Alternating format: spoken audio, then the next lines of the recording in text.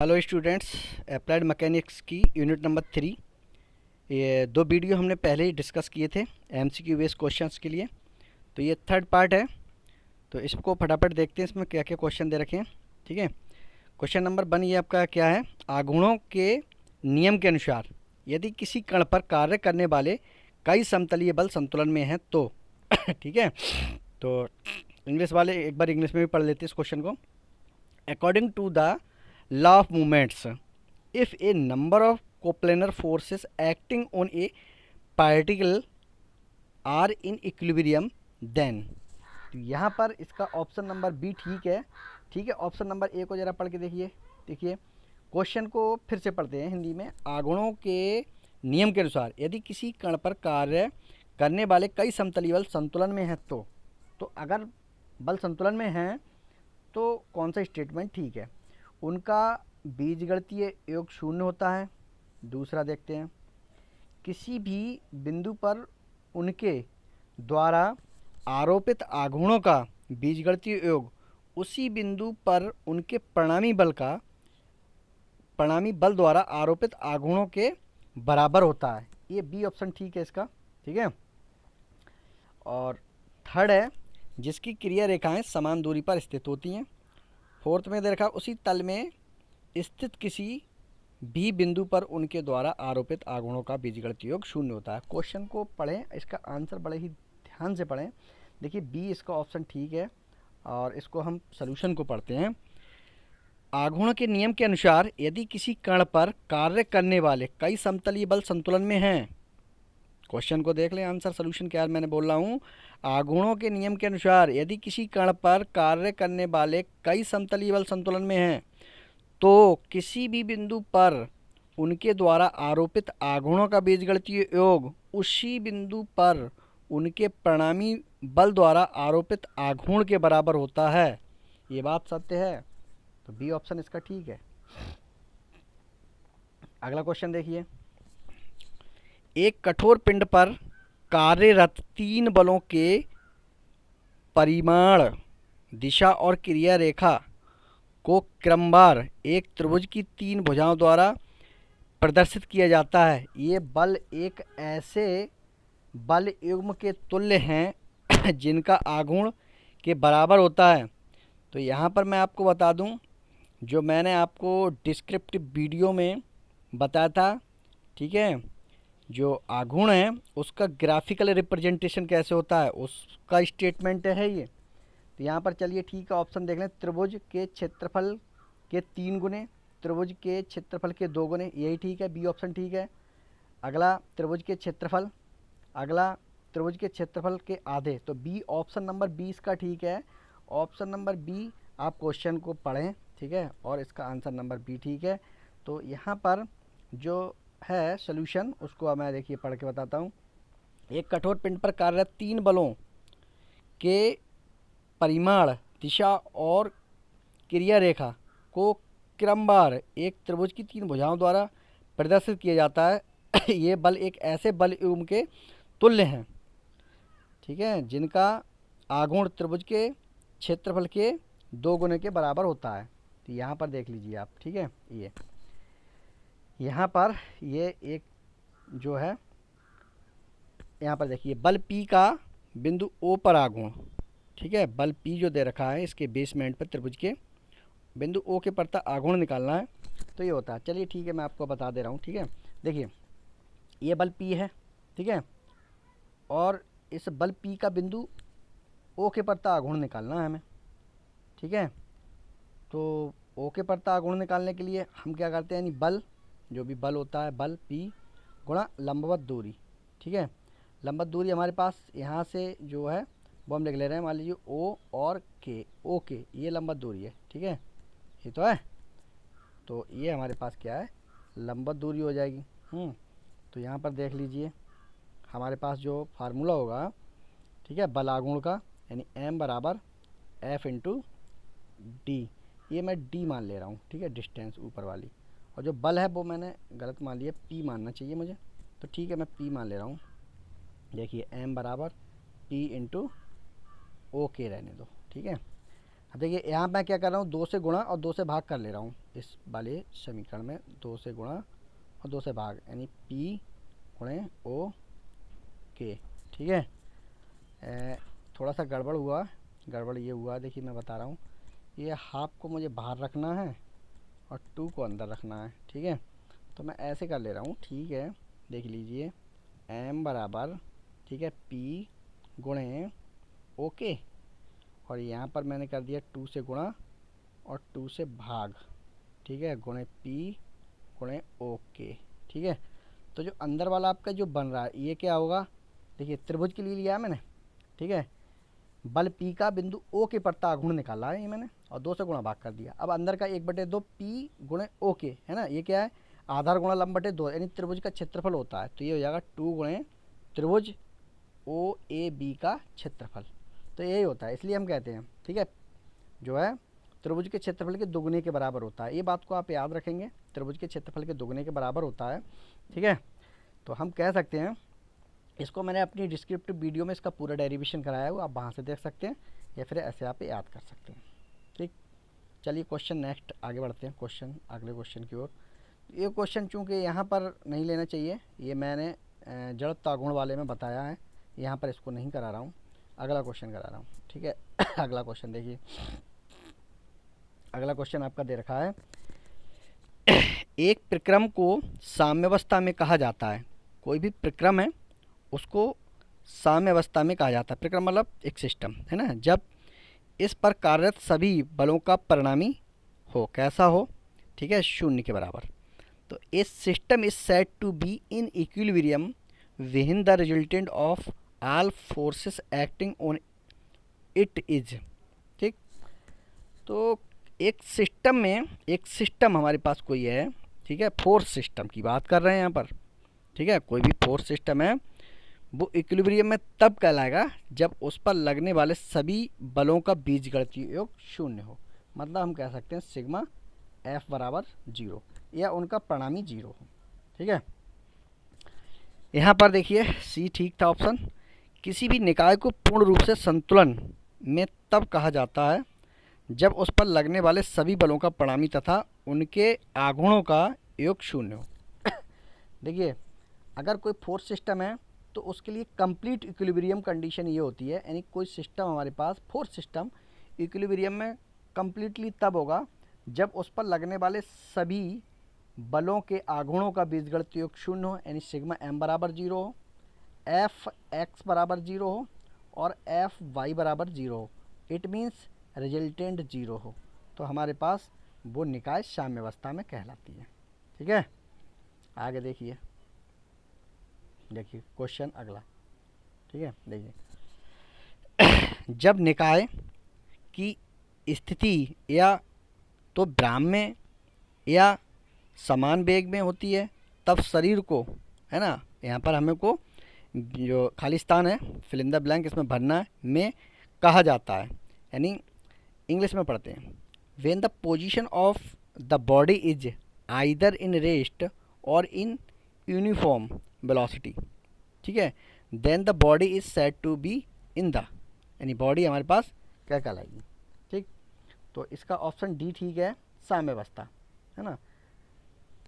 जब निकाय की स्थिति या तो भ्राम या समान वेग में होती है तब शरीर को कहा जाता है किसमें, भ्राम अवस्था में। यानी कोई भी निकाय है या तो स्थिर हो या भ्राम अवस्था में हो या समान वेग से चल रही हो, तो हम अपनी बॉडी को उस समय, मान लीजिए कोई कार है और उस कार में हम बैठे हुए हैं, तो कार या तो कांस्टेंट वेग से चल रही हो तो हम अपने शरीर यानी बॉडी को कहेंगे हम इक्विलिब्रियम में हैं, हिलडुल नहीं रहे हैं। ठीक है, या फिर कार खड़ी हुई है भ्राम अवस्था में, उसमें हम बैठे हुए हैं, तो ऑलरेडी हम साम्यावस्था में कहलाएंगे।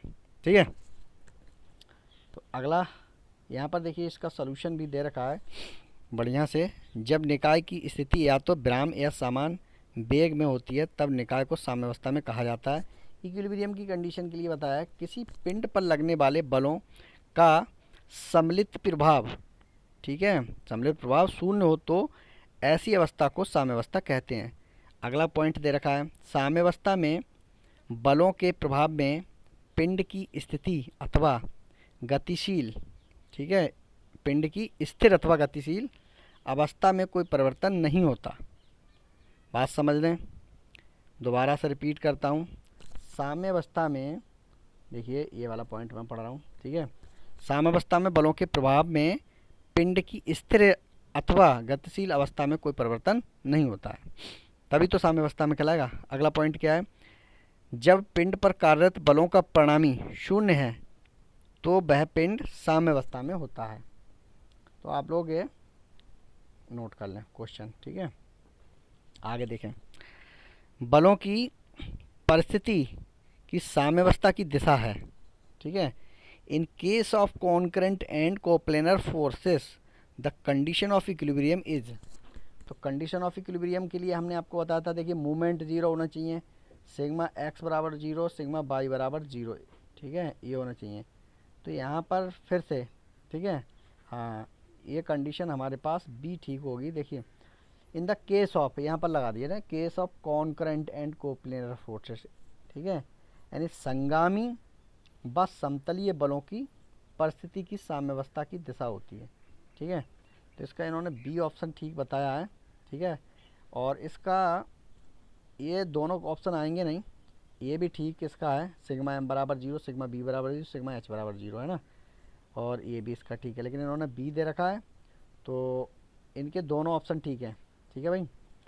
मेरे हिसाब से क्या है, ए और बी दोनों ठीक है। आप ए भी लगा सकते हैं, आप बी भी लगा सकते हैं, ठीक है। ए बी दोनों ऑप्शन ठीक हैं। कॉन्करेंट फोर्सेस के लिए देख लीजिए आप क्या दे रखा, संगामी बलों के लिए, जब बल एक बिंदु पर बलों की क्रिया रेखाएं मिलती हैं तो वे बल संगामी बल कहलाते हैं। कोप्लेनर फोर्स, जब बलों की क्रिया रेखाएं एक ही समतल में हो तो ऐसे बलों को एक समतलीय बल कहते हैं। संगामी व समतलीय बलों की साम्यावस्था की दिशा ये होती है। चलिए ठीक है, आप ये याद रख सकते हैं, समतलीय, ये पॉइंट बहुत ही इम्पोर्टेंट है, अगर ये पूछे तो आप ये कहेंगे, ठीक है। तो ऑप्शन बी ही आपका ठीक होगा, बी, सिग्मा एच बराबर जीरो, सिग्मा बाई बी बराबर जीरो। एच मतलब हॉरिजेंटल कंपोनेंट, बलों के क्षैतिज घटकों का बीजगणितीय योग कहलाता है आपका ये। और बलों के वर्टिकल कंपोनेंट यानी ऊर्ध्वाधर घटकों या ऊर्ध्वाधर बलों का बीजगणितीय योग सिग्मा बी कहलाता है, वो अलग अलग जीरो हो। अब देखिए, जब असमतलीय तथा असंगामी बल साम्यावस्था में हो तो इसके लिए condition sigma x, sigma y, sigma z बराबर जीरो हो, ठीक है। तो ये कंडीशन आप ध्यान रखेंगे। अब देखिए यहाँ पर क्वेश्चन देखिए दूसरा फिर से अब कह दिया, असमतलीय संगामी बलों के लिए संतुलन की स्थिति, ये वेरी गुड, बहुत अच्छा क्वेश्चन है, ठीक है भाई। इसमें डी ठीक है, ठीक है। समतलीय के लिए तो सिग्मा एच बराबर जीरो, सिग्मा वाई बराबर जीरो हो जाएगा, लेकिन असमतलीय अगर बल हैं वो संतुलन में कब होंगे, the condition of equilibrium for coplanar non concurrent forces are. बहुत ही दोनों क्वेश्चनों के लिए बहुत बढ़िया से आप नोट कर लें पॉज करके, इन दोनों में बहुत ही ज़्यादा आप लोगों को सिमिलरिटी देखने को मिलेगी, बस थोड़ा सा फ़र्क है। यहाँ पर डी ऑप्शन सही है, जब असमतलीय बल आते हैं तो उसके साथ मूवमेंट वाली कंडीशन ये राइट होती है, ठीक है। इसका डी ऑप्शन ठीक हो जाएगा, ठीक। आगे देखते हैं अगला क्वेश्चन। अगला क्वेश्चन क्या है, ये देखिए अभी था, हाँ ठीक। अगला क्वेश्चन देखते हैं, ठीक है। क्वेश्चन पढ़ते हैं, क्वेश्चन पढ़ लीजिए, ठीक है। वह बल जो एक बिंदु पर मिलते हैं और कार्य करने की दिशा दूसरे प्लेन में हो उसे कहा जाता है। ऐसे कौन से बल होते हैं, the force which meet at one point and have their line of action in different plane is called, ठीक है। तो ये जो है इसका ऑप्शन नंबर बी आपका ठीक है। कौन से कहलाते हैं, नॉन कोप्लेनर कॉन्करेंट फोर्स, ठीक है। इनका जो क्रिया बिंदु होता है वो तो एक ही होता है, लेकिन कार्य करने की दिशा अलग होती है। तो आपका बी ऑप्शन ठीक है, इसको आप यहाँ पढ़ सकते हैं, ठीक है। देखिए बी में क्या रखा है, वह बल जो एक बिंदु पर मिलते हैं और कार्य करने की दिशा दूसरे प्लेन में हो उसे गैर समतलीय, ठीक है, गैर समतलीय संगामी बल कहते हैं, नॉन कोप्लेनर कॉन्करेंट फोर्सेस। आगे देखें क्वेश्चन, तीन संगामी समतलीय बलों वाले पिंड के संतुलन के लिए कौन सा प्रमेय प्रयुक्त होता है। यानी तीन समतलीय बलों के लिए पूछा गया है, ठीक है, संतुलन के लिए कौन सा प्रमेय प्रयुक्त होता है। ठीक है, इसका सी ऑप्शन ठीक है, लामीज थ्योरम। ठीक है, तीन बल सब संतुलन में होते हैं तो हम उसके लिए लामीज थ्योरम का यूज करते हैं, जो कि आप बहुत अच्छे से जानते हैं। लामीज थ्योरम के लिए लामीज थ्योरम का फार्मूला, यानी ये डायग्राम बना हुआ है और फार्मूला तो हम समझते हैं, आप लोग लामीज को जानते हैं तो ज़्यादा डिटेल में इसको नहीं जाएंगे। ये फार्मूला आप याद रखेंगे लामीज थ्योरम वाला। ठीक है, ये विद डायग्राम के। ठीक है, डायग्राम आप देख लेंगे इस तरह से। ठीक है, आगे देखते हैं। क्वेश्चन नेक्स्ट है, एक पिंड पर बलों का एक तंत्र काम कर रहा है। तंत्र मतलब सिस्टम काम कर रहा है ना, फोर्स सिस्टम है ना। सामान्यता वह किस तरह संतुलन में लाया जाएगा। ठीक, संतुलन में लाने के लिए पूछा गया कि किस तरह से संतुलन में आ सकता है। इसका ऑप्शन सी ठीक है, तो हम सी को ही पढ़ते हैं, आप ए को भी पढ़ लें। ठीक है, पिंड के किसी उचित बिंदु पर बल लगाने से, अगला बी में दे रखा है पिंड पर कहीं भी किसी उचित रेखा की लंबाई में बल लगाने से। अगला क्वेश्चन अगला पॉइंट दे रखा है किसी रेखा की उचित रेखा में, ठीक है, बल लगाने तथा एक आघूर्ण बल की दिशा की लंबाई में। ठीक है, डी ऑप्शन है किसी रेंच, ठीक है, यानी ब्रांच द्वारा पिंड पर कहीं भी। तो ये नहीं, सी सही है। सी को दोबारा यहाँ पर इसका सलूशन पढ़ते हैं। जब किसी पिंड पर कई बल एक साथ कार्य कर रहे हों तो उनके संतुलन के लिए पिंड पर कार्य करने वाले बलों के परिणामी का मान तथा बलों के उनके तल में आघूर्णों का बीजगणितीय योग दोनों शून्य होने चाहिए, जो कि आपको यहाँ पर कंडीशन दे रखी है। सिग्मा एच बराबर 0, सिग्मा बी बराबर 0, सिग्मा एम बराबर 0। ठीक है, नेक्स्ट क्वेश्चन पढ़ते हैं। नेक्स्ट क्वेश्चन हमारे पास क्या है, असमतलीय असंगामी बलों के सिस्टम के साथ प्रयुक्त कण के लिए कौन सी साम्यावस्था स्थितियां पूरी की जाती हैं। ठीक है, असमतलीय असंगामी बल हैं तो असमतलीय असंगामी बल के लिए डी ऑप्शन आपका ठीक है। ठीक है, डी ऑप्शन यहाँ पर जो दे रखा है वो ठीक है, तो इसको आप पढ़ के देख लेंगे, पहले ही पढ़ चुके हैं हम लोग। ठीक है, तो बस इतने ही क्वेश्चन है।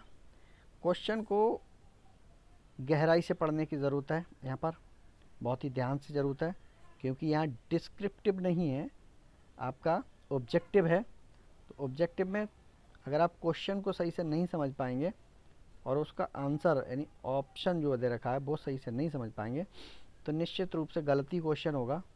सही क्वेश्चन के लिए हमको क्या करना है, बार बार पढ़ना है। आप देखिए जैसे यही क्वेश्चन दे रखा था, इसका देखिए क्या है, देखिए दोबारा पढ़ रहा हूँ, what are the equilibrium condition to be satisfied for a particle applied with a system of non coplanar concurrent force. ये आपको ध्यान रखना है। ठीक है, नॉन कोप्लेनर कॉन्करेंट फोर्स की कंडीशन है, तो नॉन कॉन्करेंट, ठीक है, नॉन कोप्लेनर कॉन्करेंट फोर्स के लिए यहाँ पर एफ एक्स बराबर 0, एफ वाई बराबर 0 एंड एफ जेड बराबर 0, यानी एफ जेड बराबर 0। ये कंडीशन आपकी फुलफिल अगर हो रही है तो ऑप्शन नंबर आपका डी यहाँ पर ठीक हो जाएगा। ठीक है, तो इस तरह से ये क्वेश्चन काफ़ी इंपॉर्टेंट है, और ऊपर वाले जो दो क्वेश्चन हमने बताए थे, ठीक है, वो भी काफ़ी इंपॉर्टेंट है।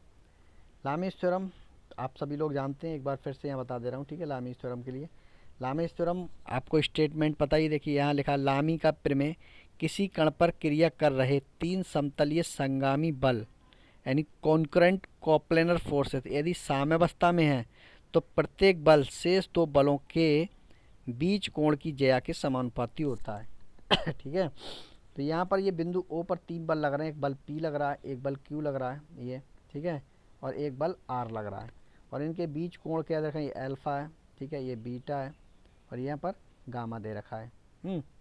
तो इसकी स्टेटमेंट इसका क्या है, यानी बल मेरे पास ये P है, ये Q है, ये R है ना। तो P बल अगर ये P लेंगे तो इसके सामने वाला कोण, ठीक है, अपॉन साइन अल्फ़ा, और Q लेंगे हम Q तो इसके सामने वाला ये कोण, ठीक है, साइन बीटा। R लेंगे तो ये वाला कोण अपॉन साइन गामा। तो ये आपका लामीज़ थ्योरम है। लामीज़ थ्योरम पे बहुत छोटे छोटे बेसिक क्वेश्चन भी आपसे पूछ सकता है, ठीक है। एग्ज़ाम में कोई छोटा सा बेसिक क्वेश्चन भी आ सकते हैं न्यूमेरिकल, तो उनके लिए भी आप थोड़ा सा ध्यान से कर लें छोटे छोटे क्वेश्चन, ठीक है। और इसके बाद हम अगली यूनिट की बात करेंगे जिसका नाम है फ्रिक्शन, ठीक है, घर्षण। तो घर्षण के लिए लेके आएंगे, उसमें लगभग 2-3 पार्ट लेके आएंगे।